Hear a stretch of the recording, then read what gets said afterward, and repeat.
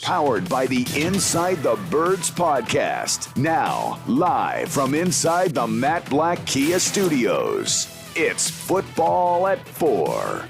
Football at 4 is powered by the Inside the Birds podcast.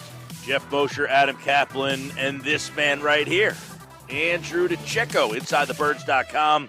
You're going to want to follow him on Twitter, at @DiCecco NFL, if you want to get any insight on the offseason and NFL draft. This is the man you need to follow. You get him twice a week for Football at 4, including right now here on the Sports Bash Live on 97.3 ESPN. I know Christmas was a couple of weeks ago. We're not asking for an Eagles loss, Andrew DiCecco, but this is kind of like getting into the holiday season for us, right? We get a little draft conversation, and this is right in our wheelhouse.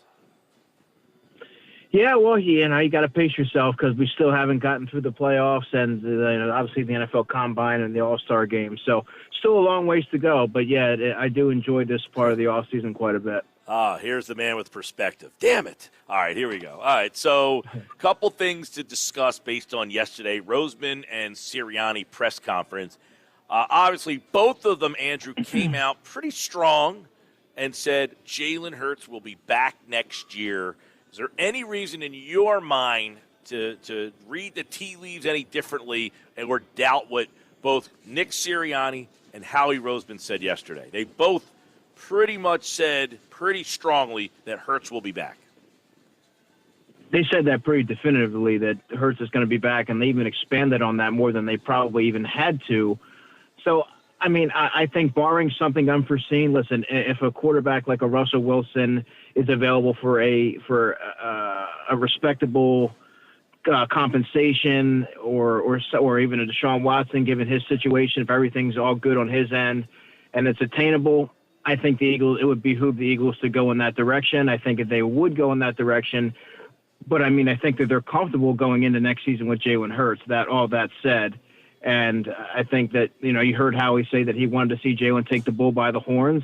He said that he thought that he did that. And, obviously Jalen has a lot to work on, and they're going to, iron that out as far as the offseason plans and what they expect from him. But I think that they are comfortable with him as the quarterback going into next season, if nothing, barring something unforeseen.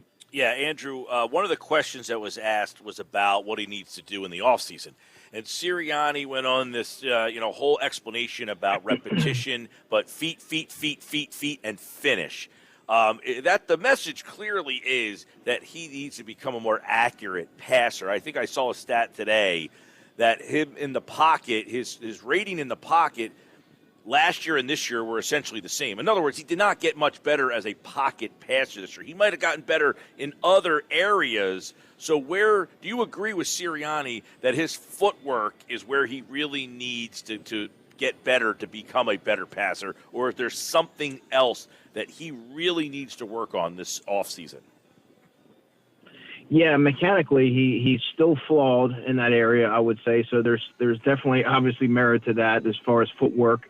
But I would also say just being able to read defenses and not predetermine your throws, just being able to have the experience and the nuance to go through your reads and be patient and scan the field and deliver the football with timing and be a little bit quicker in pulling the trigger. I think he was late on a lot of throws this year. But those are areas, Mike, with all that said, that I do think that he can correct. And he knows what the issues are. The coaches know what the issues are. Now it'll be interesting to see if he's able to, correct those flaws. And he has another year with his quarterbacks coach and Brian Johnson, who he knows very well. So if he can't get it done this offseason, in all likelihood is probably not going to. That's going to be what he is. That's the product of who he is as a pro. But I think that it's clear in what he needs to work on. Now let's see if he's able to take those steps and become more refined in those areas. Yep. Obviously, I want to get your opinion. You mentioned Brian Johnson. That's a comfortable guy for him. But he was in Alabama, then Oklahoma, then Doug Peterson, and then obviously Nick Sirianni. How much is being in that same offense for a second year, do you think, going to help him develop as a quarterback?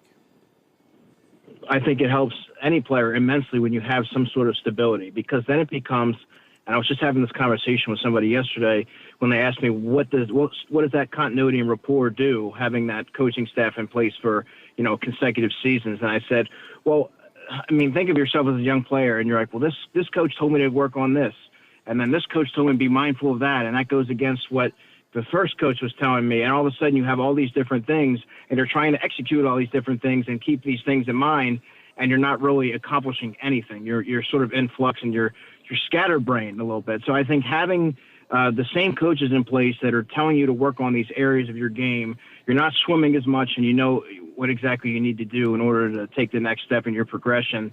So I think that there's something to be said for that. And, the adding support around him offensively, of course, is another facet to getting him to where the Eagles want him to be. So I think that they're going to have to bolster a lot of areas, particularly the wide receiving core, adding probably 2 wide receivers to that core.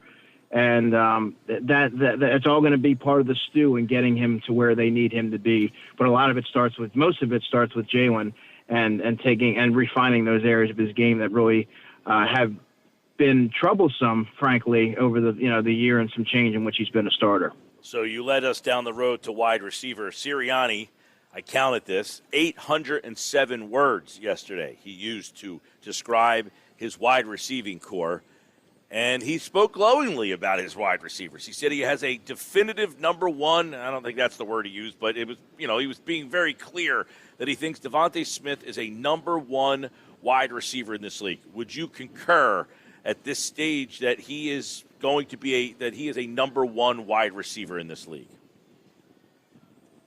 Right now, I would say yes, he is, because if you look at, it's easy to look at, well, he didn't make an impact in the first half of that Tampa Bay game, or he was invisible in certain spurts of the game. In all those instances, you can make a case that he's been open and gotten open against top-tier corners in this league. And even with a erratic passing attack, the numbers that he was able to put up is indicative of a player who has wide receiver one ceiling, upside, and that's going to be his long-term spot. I think that he's proven that he can do that. He wins from all 3 areas of the field. He's an advanced route runner. He runs routes very technical, like a veteran would. So, and as far as the other receivers, I don't really know what anybody would expect him to say when he's sitting up there, because as of right now, Jalen Reagor, he's coaching at that. He's his coach. He's Quez Watkins' coach. So, Greg Ward's still under contract.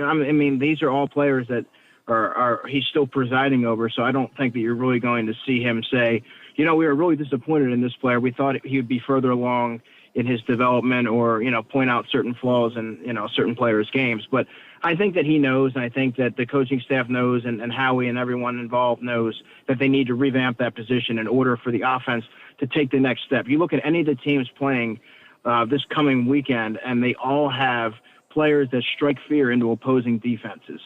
And the Eagles really, outside of a couple players, don't have that. And they need to figure out how they can make themselves more of a formidable offensive team, because we all know they want to be that pass-happy team, but they don't have the pieces in place in order to do so.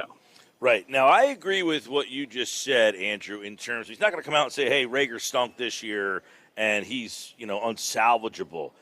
But I was surprised, get your opinion, that he essentially said Watkins was the number 2 guy, and that he said, I think out of all the number 2 wideouts I've been around in the NFL, he can become one of the best number 2s that I've been around because he has the skill set and the ability to make plays. Number one, I don't know that they've ever really said Watkins was their number 2 guy. I think we all just assumed that he was kind of the 3rd guy.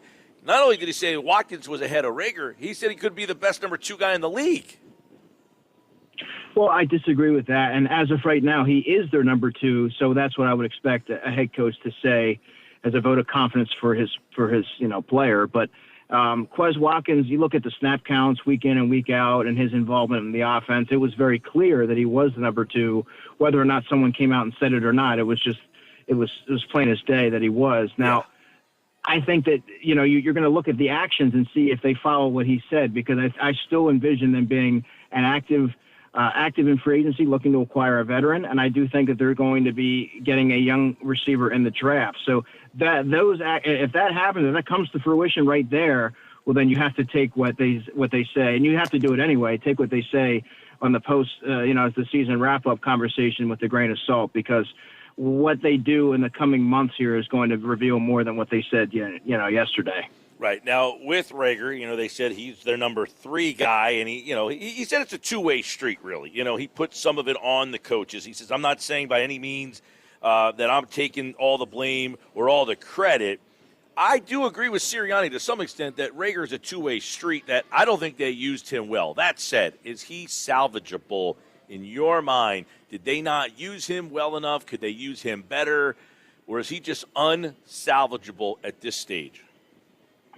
Well, the thing with Jalen Reagor is this year they tried to shoehorn him into the offense in a number of ways. And in all the ways that they've tried, he wasn't successful. Plays were yielding negative yards. There was a game where he finished with negative receiving yards. The Jets sweeps weren't effective. People knew when they were coming. The best he's looked was on that opening drive. I believe it was against the Lions. But that was the Lions. They tried to use him that way throughout the season, and it just did not yield positive results. I think that Jalen Reagor is going to be, he's going to be obviously afforded another opportunity. He's a young player with a first-round pedigree, but I don't know that it's going to click for him here in Philadelphia. I think that he needs a fresh start elsewhere.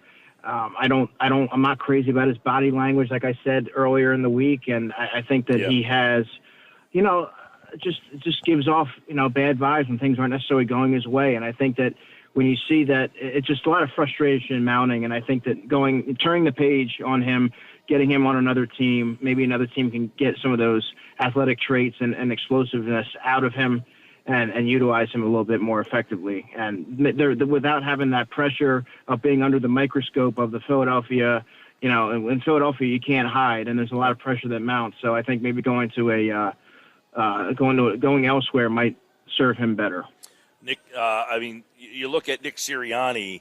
Actually, I should say Howie Roseman. He was asked about, you have 3 first-round picks. You haven't drafted a linebacker in 40 years. Roseman said, I think we have a philosophy on how to build this team, a philosophy that we think has been successful. Obviously, you like to win more championships every time you're out there, but we're going to stay committed to the way we think of building the team. Translation to you is no linebacker, no safety, right? If you're taking what he's saying at face value, then yes. But I think that, you also have a general manager that's not going to out himself on the podium and say, hey, my decision-making has been questionable. I have to revamp my philosophy. I think that they know. I think that it's very evident, and who knows? Even Jonathan Gannon may have said these are the players that I need to, that we need to sort of value in order for me to run my defense effectively.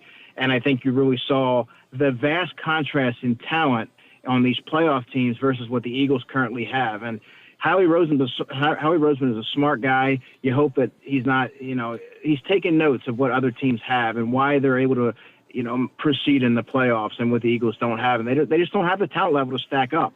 And they're very deficient in several areas that you can argue are the worst at their, in football. I think the Eagles have, by and large, the worst linebacking core in football. I think the Eagles have 2 safeties that would Anthony Harris would probably be a special teamer on a lot of teams, or a third safety. So I think that you need to look at that and say, how can we get this better and infuse this position with talent? Well, you're going to have to use a little bit more substantial draft capital in order to, refine those areas and really rebuild it to adapt to the modern NFL. Yeah, because, and this is where, your draft background and, talking draft comes into play big time here is you're at 15, 16, and 19. Those are areas where, because people, hey, you got to be, just don't make the playoffs, be terrible. The areas that they need, linebacker, safety, seem more conducive to be picking in the middle of the draft than higher up in the draft, right? Yeah, exactly. They're going to be in that prime spot to get a guy like a Devin Lloyd, the linebacker from Utah, who's probably, in my opinion, the best all-around linebacker in this draft. Do you like him more really than Dean? Adapted. Well, I like Dean as well. Dean's really good as a pass rusher, but he's a little bit undersized, right? He's 6 foot, 225. But I like, as an overall prospect, as an overall player, and someone that you can deploy to cover the Rob Gronkowskis and the Travis Kelce's and all these different, sort of dynamic playmakers. I like Devin Lloyd in that regard. I mean, you can't go wrong on either one. I also think they should double dip. I think you might want to look at adding a guy like a Channing Tindall, who's probably the fastest linebacker overall in this draft. You imagine him and Davion Taylor on the field and flying down there on special teams. But you can't help but you have to add athleticism and talent to this defense. I think you need to really look at that second level and figure out a way to retool that and really get up to speed with the way the NFL is trending. So, yeah, they are in a sweet spot to get a couple of those guys. Kyle Hamilton, the safety from Notre Dame, is another player that they need to really consider taking in either of those spots. Yeah, and I had read something that said, hey, look, if this is the year you wanted a quarterback or a truly high-end prospect, this wasn't the year. But there's a lot of mid-first-round players that are all over this draft. So to have 3 in the middle, this was kind of the right year to be in the middle, and it seems that they can kind of really make a splash there because the one thing is, though, they do need an edge rusher, right? They do need a defensive tackle, and they probably need an offensive lineman because the Kelce thing is going to be looming whether he plays or not. So those are the 3 positions that Howie likes to draft, and they do kind of need those 3 spots. They're going to need a lot. If you look at the pending free agents, there's a lot of players that they could be. I mean, both safeties could be on their way out. Obviously, Marcus Epps, you could probably plug him in as a Band-Aid to get you through a season. I think he could give you the same, if not better, performance than an Anthony Harris. I mean, they have a lot of deficiencies, which is exactly why it doesn't make sense to unload these you're in prime spot to really get this roster up to speed and really add these building blocks. That's why it doesn't make a whole lot of sense to sort of give these away for quarterbacks who are aging when you don't have a roster equipped to make a deep run, regardless of who your quarterback is, without addressing the defensive side of the ball. So you are in a prime spot to really retool that area, and I think that it behooves the Eagles to do so. All right, Andrew DiCecco, I want to get some divisional thoughts. Bengals, Titans. The Cincinnati team, I didn't like them all year long, but I got to give in now. I was wrong about them. You know what it is? If you remember, I picked them to win the division when you asked me. I was going to say, I got to give you credit because you like them. And my big problem with them was they didn't take a lineman in the draft. They took Chase. Now, Chase was so good. Who thought he was going to be this good? And now they're this good, and now they can start to focus on their line. The problem is this weekend, I think the line problems might catch up to them. Could be, but I do think that aerial attack versus that Titans secondary is going to be a difference maker. I mean, T. Higgins and Jamar Chase is arguably the best young duo of wide receivers in football. Probably, I don't think that that's even a question. And, I mean, going against the Titans, which were vulnerable in that area, Joe Burrow's playing at a high level. I like the young pieces they have on defense. They're a fast-flowing unit. Jesse Bates is one of my favorite safeties in football. He's a ball hawk. I mean, they're pretty sound on both sides of the ball and on special teams. So I think that momentum's in their favor. Remember, we didn't see the Titans play. You'll be interested to see if they get off to a rusty start. They can't afford to do so against the Bengals, who are red hot right now. So I like Cincinnati in this matchup. All right, you got who's your receiver, Chase or Jefferson? Who would you take? Jamar Chase, because he's sort of that Deebo Samuel, stocky, do-it-all type of player.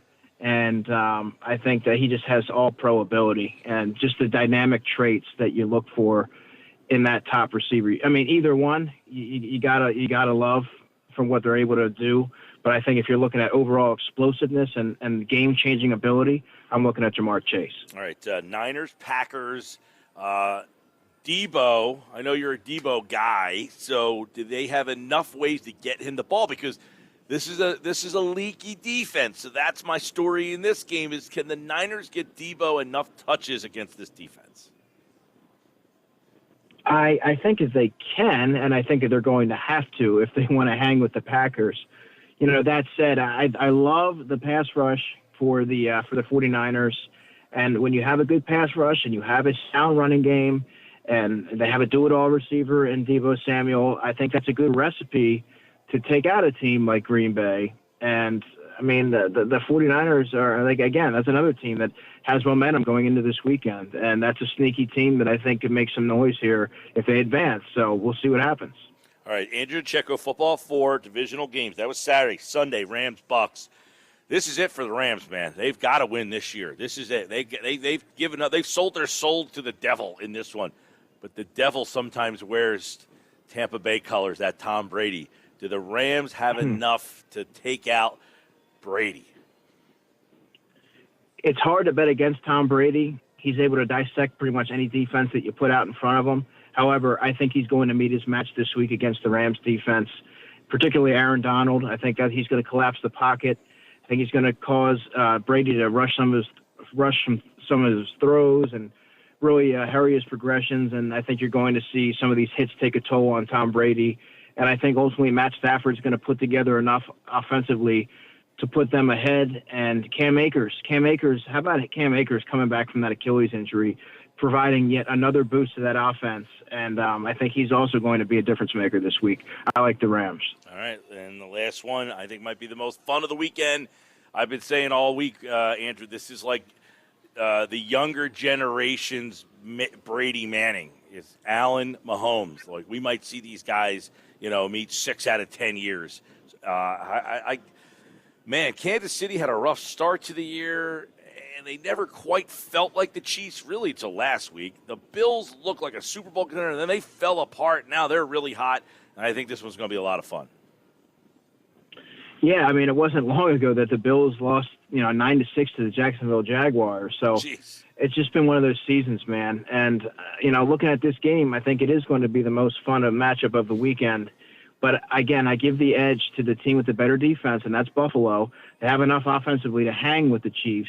The Chiefs don't have enough defensively to stop Buffalo. And I think that the Buffalo defense is strong enough to stop Pat Mahomes and company, get at least one more stop in the Chiefs. So I think that's going to be the difference maker. I like Buffalo to move on. Ooh, yeah. I Andrew DiCecco at DiCecco NFL. Football at 4 here on the Sports Bash Live, 97.3 ESPN. Is Senior Bowl this weekend? No, I think it's next week. Next weekend, all right, because I know we'll be keeping an eye on that. Got a couple local guys in there as well, plus a couple guys to keep an eye on for Eagles fans. We'll talk about that with Andrew next week here on Football at 4. Andrew, thanks, man. You got it. Talk to you soon.